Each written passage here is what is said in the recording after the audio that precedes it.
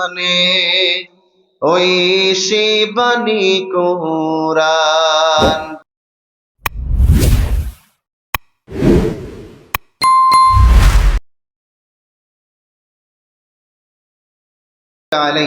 সম্মানিত প্রিয় উপস্থিতি, ভূমিকা লম্বা নয়, আলোচনা সরাসরি কোরআন থেকে হবে, কারণ রাত অনেক গভীর হয়েছে, ঠিক কিনা? ওয়াজ কতক্ষণ চলবে বলেন তো? সারা রাত? ফজর বাদ দিবেন? এমন ওয়াজ আমরা করব না।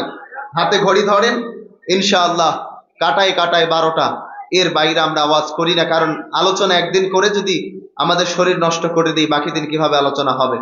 এজন্য আলোচনা যতটুকুই হবে আমলের নিয়তে মনোযোগ সহকারে শুনবো ইনশাআল্লাহ। এজন্য রাস্তায় আমি আসতে সময় দেখেছি অনেকজন এখনো ঘোরাফেরা করছেন। এটা জান্নাতের বাগান, এটা কোরআনের বাগান। সুবহানাল্লাহ। রাব্বুল আলামিন বলেন, وَإِذَا قُرِئَ الْقُرْآنُ فَاسْتَمِعُوا لَهُ وَأَنصِتُوا لَعَلَّكُمْ تُرْحَمُونَ। রাব্বুল আলামিন বললেন, ওয়াইদা কুরিআল কুরআন, যখন তোমাদের সামনে কোরআন থেকে কথা বলা হয়, পৃথিবীর সর্বশ্রেষ্ঠ কিতাব মহাগ্রন্থ আল কোরআন থেকে যখন তোমাদের সামনে কথা বলা হয়, তখন চায়ের দোকানে আড্ডা দিবা না, গল্প গুজব করবা না, বাড়িতে বসে থাকবা না। আজকের তাফসিরুল কোরআন মাহফিলের দিনে বেহাই এসেছে, বাসায় বসে গল্প গুজবে সময় না দিয়ে যেখানে কোরআন থেকে কথা বলা হয়, কানগুলোকে খরগোশের মতো খাড়া করে দাও। দিলে কি হবে জানো? লাআল্লাকুম তুরহামুন, তবে তোমাদের উপর রহমতের বাড়ি দ্বারা বর্ষণ করা হবে। আমার প্রিয় ভাইয়েরা, পৃথিবীর সর্বশ্রেষ্ঠ কিতাব মহাগ্রন্থ আল কোরআন থেকে কথা হচ্ছে। আপনি কি চিন্তা করেছেন? আপনি কিভাবে দেখেছেন? একটা বার কি চিন্তা করেছেন যে এই কিতাব থেকে কথা হচ্ছে? রব্বুল আলামিন নিজেই চ্যালেঞ্জ করেছেন, যালিকাল কিতাবু লা রাইবা ফীহি হুদাল লিল মুত্তাকিন। রব্বুল আলামিন বলতেন, যালিকাল কিতাব, এটা এমন একটি কিতাব, লা রাইবা ফীহি, যার মধ্যে কোনো সন্দেহ নাই, যার মধ্যে কোনো সংশয় নাই। এটা হুদাল লিল মুত্তাকিন, এটা মুত্তাকিদের জন্য হেদায়েতের বাণী। সুবহানাল্লাহ বলেন না? আমার প্রিয় ভাইরা, রাগ করতেছেন আপনারা? তার মানে এটা যেহেতু তাফসিরুল কোরআন মাহফিল, কোরআন সুন্নাহ ভিত্তিক কথা হবে ইনশাআল্লাহ। আজকের আলোচনা হবে বিষয় ভিত্তিক, যতটুকু শুনবো বাড়িতে নিয়ে যাব ইনশাআল্লাহ। বলেন, আজকের আলোচনার বিষয় নির্ধারণ করেছি, জাহান্নামীরা 9টি কারণে, জাহান্নামীরা 9টি কারণে আফসোস করবে। বলেন, কয়টি কারণে আফসোস করবে? আরো জোরে বলেন না, কয়টি কারণে আফসোস করবে? জাহান্নামীদের 9টি কারণ। কি কারণে তারা জাহান্নামে গিয়েছে জানার দরকার আছে না নাই? আমরা কি জাহান্নামে যেতে চাই না জান্নাতে যেতে চাই? জান্নাতের পথিক আমরা হতে চাই, ঠিক কি না? আমরা জান্নাতের পথের পথিক হতে চাই। আল্লাহ কবুল করুন, আল্লাহুম্মা আমিন। সর্বশেষ ওয়াজ শেষে যে 9টা পয়েন্ট বলেছি, এই 9টার উপরে আপনাদের কাছে জিজ্ঞাসাবাদ করা হবে। যে অ্যানসার দিতে পারবে, কি কমিটির ভাইরা পুরস্কার দিবেন? আমি দেব। আমি দেব? আমার পক্ষ থেকে নেবেন? ওকে, ইনশাআল্লাহ আমার পক্ষ থেকে আপনাদেরকে আমি পুরস্কার করব ইনশাআল্লাহ, যদি বলতে পারেন যে 9টা পয়েন্ট বলেছি। তবে আলেম হওয়া যাবে না, সর্বসাধারণের মধ্যে, মুরব্বী চাচাদের মধ্যে থেকে, ইয়াং জেনারেশন যারা যুবকরা আছে তাদের মধ্যে থেকে হতে হবে ইনশাআল্লাহ। আমরা রাজি আছি তো ইনশাআল্লাহ? শেষ পর্যন্ত থাকবো তো ইনশাআল্লাহ? কে কে চলে যাবেন হাত তোলেন। সবাই থাকবেন? একটা তাকবীর দেন তো। লিল্লাহে তাকবীর। জোরে হবে, লিল্লাহে তাকবীর, লিল্লাহে তাকবীর। আল কোরআনের আলো, কোরআন হাদিস যেখানে, বিড়ি সিগারেট যেখানে, লিল্লাহে তাকবীর। কেউ উঠবেন না, যদি উঠতেই মন চায় আমাকে ইশারা করবেন, হুজুর 1 2। এটা তাফসিরুল কোরআন মাহফিলের ক্লাস চলছে, মনে করবেন এটা ক্লাস। ক্লাসে টিচারকে, যেহেতু ছোট মানুষ, বয়সও কম, বয়স কিন্তু বেশি না, ছোট মানুষ যদিও চেয়ারে বসাইছেন, এখন সম্মান বেশি না কম? তাহলে আমার কথা শোনা লাগবে তো নাকি? ইনশাল্লাহ হাত তুলবেন, এক দেখাবেন, দুই দেখাবেন। এক জায়গায় গেলাম, দুই নাই, একও নাই, তিন দেখাইছে। আমি বলে কি ব্যাপার রে, তিন দেখায় কেন? বলে হুজুর বিড়ি টানা। নাউজুবিল্লাহ খান। রব্বুল আলামিন বলেন فَإِن لَّمْ تَفْعَلُوا وَلَن تَفْعَلُوا فَاتَّقُوا النَّارَ الَّتِي وَقُودُهَا النَّاسُ وَالْحِجَارَةُ أُعِدَّتْ لِلْكَافِرِينَ। রব্বুল আলামিন বললেন, হে মানুষেরা শোনো, কতটা ভয়ঙ্কর পরিস্থিতি হবে জাহান্নামীদের। একটা বার কি চিন্তা করে দেখেছেন মুসলমান, কোন জাহান্নামের কথা বলছি? যেই জাহান্নামের খড়ি হবে, এবং যেই জাহান্নামের জ্বলনের জন্য খড়ি হিসেবে আল্লাহ তাআলা এই মানুষ এবং পাথরকে আল্লাহ তাআলা ব্যবহার করবে। নাউজুবিল্লাহ বল।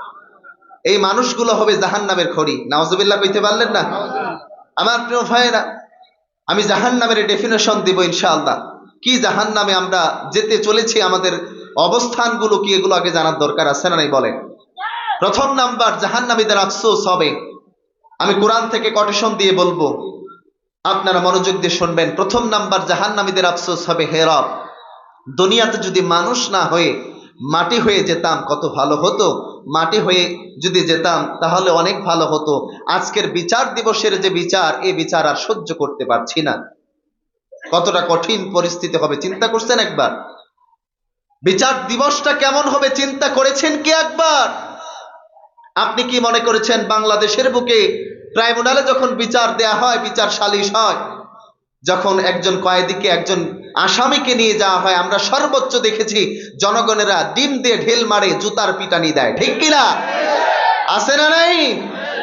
আমার প্রিয় ভাইয়েরা, একটাবার চিন্তা করেন কিয়ামতের ময়দানের কি দৃশ্য হবে। কিয়ামতের ময়দানে এক হাত মাথার উপর সূর্যটা চলে আসবে। এক হাত মাথার উপর সূর্যটা যখন চলে আসবে, এই সূর্যের প্রচন্ড তাপ এত বেশি দিবে, এই সূর্যের তাপে মাথার মগজগুলো টকবকাতে টকবকাতে নাক দিয়ে কান দিয়ে বেয়ে বেয়ে পড়বে। শুধু কি তাই হবে নাকি মুসলমানেরা? চিন্তা করে দেখেন, আপনার যে জিহ্বাটা আছে, হাঁপাতে হাঁপাতে জিহ্বাটা নাভি পর্যন্ত চলে যাবে। একটাবার কি চিন্তা করেছেন কিয়ামতের দৃশ্যটা কত কঠিন হবে? সেদিন মানুষগুলো বলবে, হায় আফসোস হে আমার রব, দুনিয়ার বুকে যদি মানুষ না হয়ে মাটি হয়ে যেতাম তাহলে কত ভালো হয়ে যেত। প্রথম নাম্বার আফসোস কি হবে? মানুষ না হয়ে কি হতাম?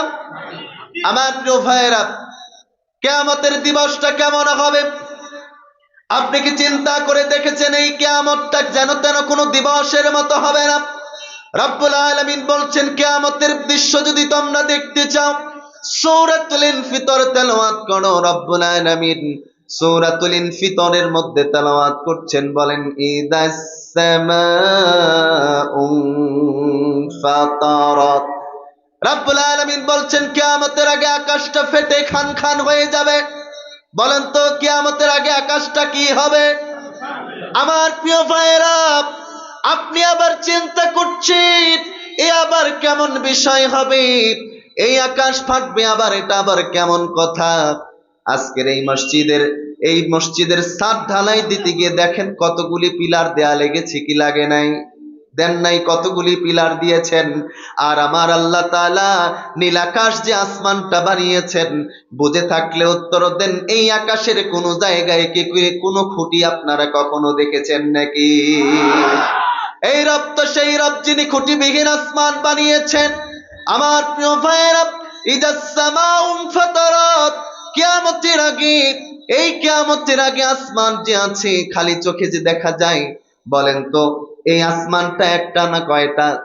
স্তরে স্তরে কয়টা আসমান আল্লাহ তাআলা বানিয়েছেন? কয়টা আসমান?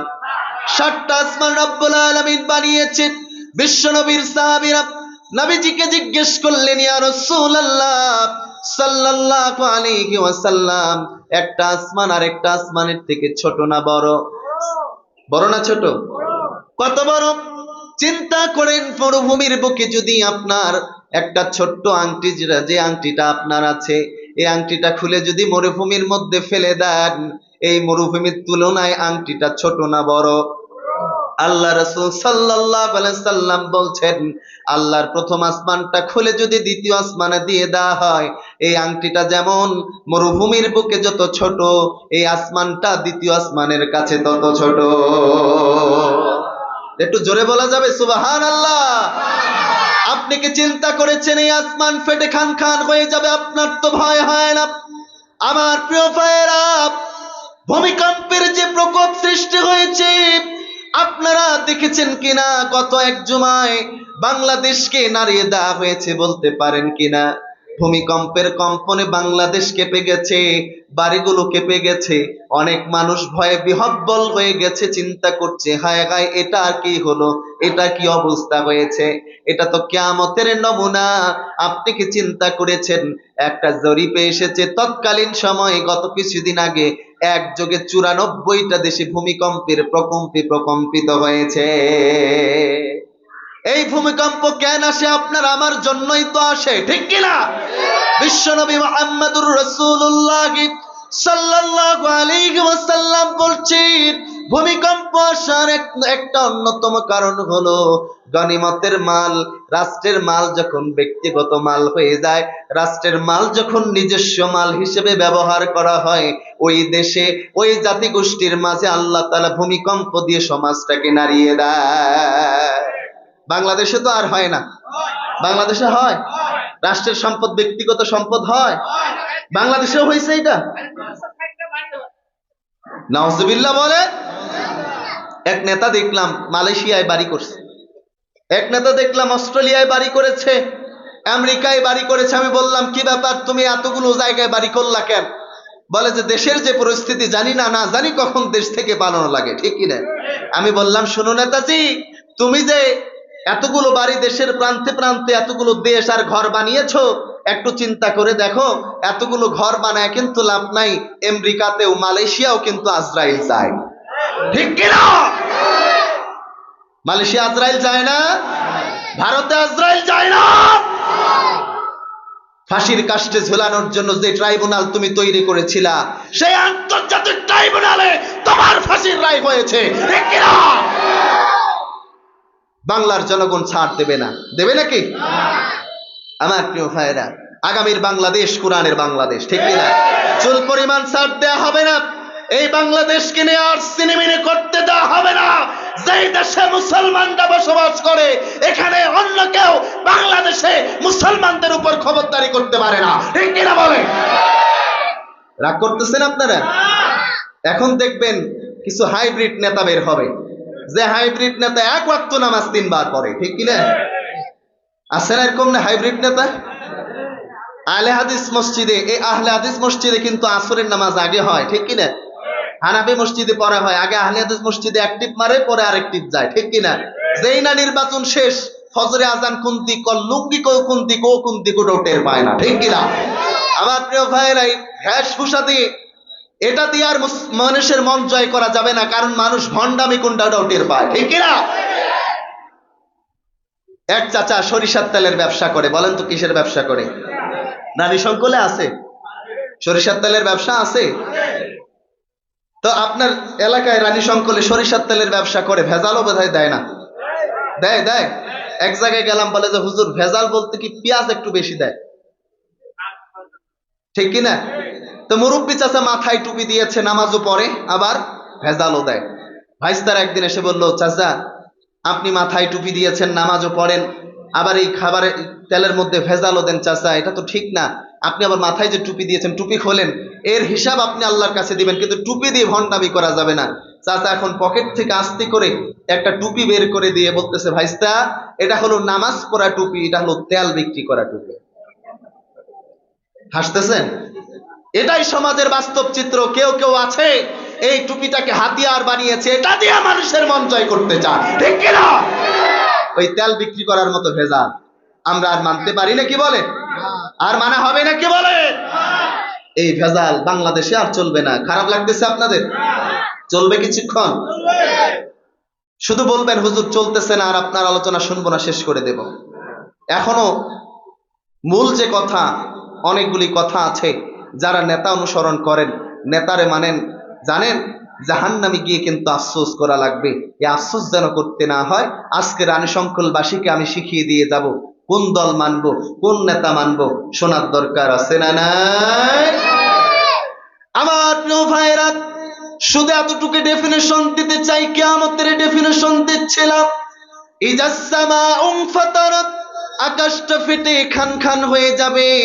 ওয়া ইদাল কাওয়াকিবু তাসারাত, আসমানে আপনারা তারকারাজিগুলো দেখেছেন কি দেখেন নাই? এই আসমানের তারকারাজিগুলি কিয়ামত যেদিন হয়ে যাবে, এই কিয়ামতের দিন আসমানের তারকারাজিগুলি খুলে খুলে জমিনের মধ্যে পড়ে যাবে। আপনাদেরকে বললে বুঝবেন। আপনারা তাসবিহ চেনেন কিনা? তসবিহ, তসবিহ পড়ছেন কোনোদিন? তসবির একটা কোণ যদি আপনি খুলে দেন, দেখবেন তসবির পুঁথিগুলি ঝরঝর করে খুলে যায় কি যায় না? কিয়ামতের সময় ওয়াইদাল কাওয়াকিবু তাসারাত, সেদিন যেদিন আসমানেরটা ফেটে যাবে, আকাশ থেকে তারকারাজিগুলি ওই পুঁথিগুলি যেমন খুলে যায়, আকাশ থেকে সেরকম খুলে খুলে জমিনের মধ্যে পড়ে যাবে।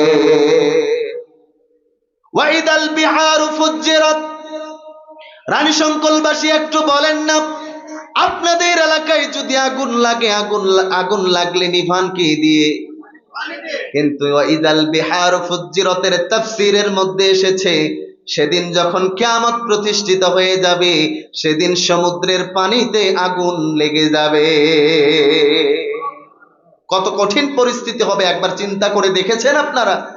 এরপরে কি হবে? ওয়াইদাল কুবুরু বুসিরাত, যেই মানুষগুলো মনে করে মরে গেলাম, শেষ, মরে গেলাম, ভূত হয়ে গেলাম। আপনাদের এলাকার নামটা আবার দেখলাম ভূতপাড়া। হ্যাঁ, ভূতপাড়া। ভূতপাড়া দেওয়ার রহস্য কি? সহদিশা পাড়ার নাম? আচ্ছা, ভূতপাড়া হচ্ছে ভূতটুত। আমার এক উস্তাদ আবার এই পোস্টার দেখে বলতেছে, বাবা একটু সাবধানে যাবা, দেখো আর ভূত পেতনি ধরতে পারে। আপনাদের এলাকার নাম ভূতপাড়া তো নাকি? কিন্তু ভূতটুত বলতে কিচ্ছু নাই, ঠিক কিনা? ভূতটুত বলতে কিচ্ছু নাই। যারা মনে করেন মরে গেলাম, ভূত হয়ে গেলাম, আর কিচ্ছু হিসাব নিকাশ হবে না, আল্লাহ তাআলা বলছেন ওয়াইদাল কুবুরু বুসিরাত, কবরগুলিকে উন্মোচন করা হবে। মারহাবা বলে না? আমার প্রিয় ভাইয়েরা, আমার আল্লাহ পাক রব্বুল আলামিন কিয়ামতের বর্ণনা দিচ্ছেন। তার মানে আমি বলছিলাম, আপনাদের মনে আছে কিনা বলেন, কিয়ামতের দিন মানুষগুলি প্রথম নাম্বার যে আফসোস করবে, বলেন প্রথম নাম্বার আফসোসের নাম কি? মানুষ না হয়ে যদি মাটি হয়ে যেতাম, মানুষ না হয়ে যদি।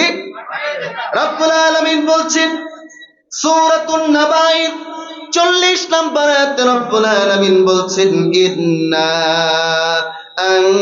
আনদারনাকুম আযাবান করিবা ইয়াওমা ইয়ানজুরুল মার'উ মা قدمت يداه ويقول الكافر يا ليتني كنت ترابا। কিয়ামতের ময়দানে মানুষগুলো যেদিন ভয়ঙ্কর জাহান্নামের অবস্থা দেখতে পাবে, আর কিয়ামতের দৃশ্যের বিচার ব্যবস্থা যখন মানুষ দেখতে পাবে, এই মানুষগুলো আফসোস করে বলবে, হে রব, এই দুনিয়ার বুকে থাকতে যদি আমরা মানুষ না হয়ে মাটি হতাম, হায় আফসোস, মাটি কেন হলাম না? কিয়ামতের দৃশ্যের ভয়ঙ্কর অবস্থা সহ্য করা যায় না। আমার প্রিয় ভাইয়েরা, জাহান্নামের যে দৃশ্য হবে, বিশ্ব নবী মুহাম্মদুর রাসূলুল্লাহ সাল্লাল্লাহু আলাইহি ওয়াসাল্লাম বলছেন, জাহান্নামের কি অবস্থা হবে? 70,000 লাগাম ধরে জাহান্নামটাকে টেনে হেঁচড়ে কিয়ামতের ময়দানে আনা হবে। বলেন কত হাজার লাগাম?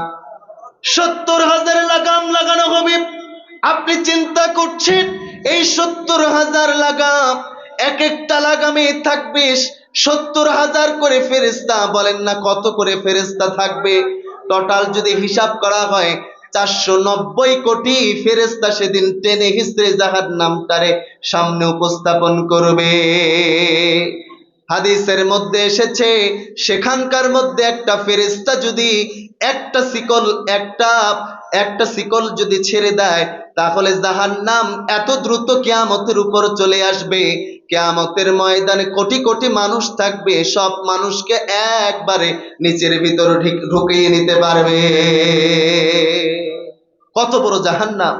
জাহান্নামের বর্ণনা দিতে গিয়ে বিশ্বনবী বলছেন, জাহান্নামের মুখে যদি একটা পাথর ফেলে দেয়া হয়, এই পাথরটা যেতে 70,000 বছর সময় লেগে যাবে। কত বড় জাহান্নাম আপনার আমার জন্য অপেক্ষা করছে। একটু কি ভয় লাগে না? একটু কি ভয় লাগে না ভাইয়েরা? বলেন না কেন, ভয় লাগে কি না? আমার প্রিয় ভাইয়েরা, কোন জাহান্নামের কথা বলছি? যেই জাহান্নামের মধ্যে মানুষকে যদি ফেলে দেওয়া হয়, এই মানুষগুলোর যে অঙ্গটা ফেলে দেওয়া হবে, ওই অঙ্গ পুরার আগে মানুষের কলিজাটা আগে পুড়ে যাবে। আমার প্রিয় ভাইয়েরা, একটু চিন্তা করে দেখেন কিয়ামতের দৃশ্যটা কত কঠিন হবে, জাহান্নামের দৃশ্য কত কঠিন হয়ে যাবে। যখন জাহান্নামীরা বলবে, আল্লাহ পানি খেতে চাই, পানি দেন না, এমন গরম পানি দেবে যেই পানি পেটে যাওয়ার আগে নাড়ি ভুঁড়িগুলি ঝলসে যাবে। কত কঠিন পরিস্থিতি হবে একটাবার কি চিন্তা করে দেখেছেন মুসলমান? ভয় কি লাগে না আপনার আমার? ভয় যদি লাগে তাহলে আসুন নিজেদেরকে সংশোধন করে নেই, নিজেদেরকে বেছে নেই, নিজেদেরকে পরিবর্তন করার দরকার আছে না নাই? এরপরে কিয়ামতের ময়দানে মানুষগুলি আফসোস করবে, আল্লাহ পাক রব্বুল আলামিন যে কোরআন দিয়েছেন, এই কোরআন যে দিয়েছেন, এই কোরআন মানার দরকার আছে না নাই? এই কোরআন যদি না মানেন কিয়ামতের ময়দানে আফসোস আছে না নাই? রব্বুল আলামিন সূরাতুল ফাজরের 23 নম্বর আয়াতের মধ্যে বলছেন, ওয়াজিআ ইয়াউমা ইযিন বিজাহান্নাম ইয়াউমা ইযি ইয়াতাযাক্কারুল ইনসানু ওয়া আন্না লাহু যিকরা। কিয়ামতের ময়দানে জাহান্নামীদের মধ্যে 2 নাম্বার আফসোস হবে। সেদিন বলবে, হায় আফসোস, আমরা যদি আল্লাহর স্মরণ মেনে নিতাম। আল্লাহর স্মরণের নাম কি বলেন তো? এই কোরআনকে যদি মেনে নিতাম, এই কোরআনের পক্ষে যদি থাকতাম, এই কোরআন বিরোধী আন্দোলন যদি না করতাম, এই কোরআন মানলে আমাদের জীবনে কষ্ট হতো না। জাহান্নামীদের 2 নাম্বার আফসোস হবে, এই কোরআনকে যদি মেনে নিতাম, এই কোরআনের পক্ষে যদি থাকতাম। সুবহানাল্লাহ কর। এই কোরআনকে কি মনে করেছেন? অনেকেই মনে করে এই কোরআন হলো শিখিয়ে রাখবো, এই কোরআন তো হলো সেই কোরআন। অনেকেই এই কোরআনকে 3 দিন পর মানুষ মরলে তারপর কি পড়ে কি পড়ে না? বলেন আছে না নাই? এই কোরআনকে অনেকেই পড়ে, এই কোরআনকে মনে করে এই কোরআন যেন আমাদের সমাজের মধ্যে 40 দিন পর মানুষ মরলে